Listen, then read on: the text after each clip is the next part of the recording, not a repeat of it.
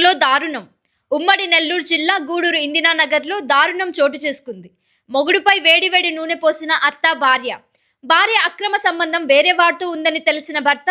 దీంతో భార్యాభర్తల మధ్య గత ఒక వారం నుంచి గొడవలు జరుగుతుండడంతో ఈరోజు భర్త తన బిడ్డలను చూడడం కోసం ఇందిరానగర్లోని వాళ్ళ అత్త ఇంటికి వెళ్లడంతో వేడి నూనె అతనిపై పోసి చంపడానికి ప్రయత్నం చేశారు.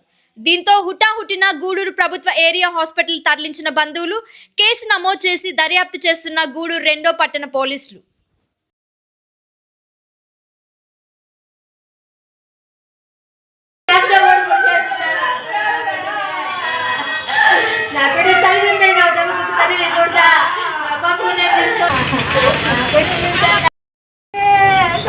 లేకుండా నా పక్కగానే ఒప్పుకోడు సార్.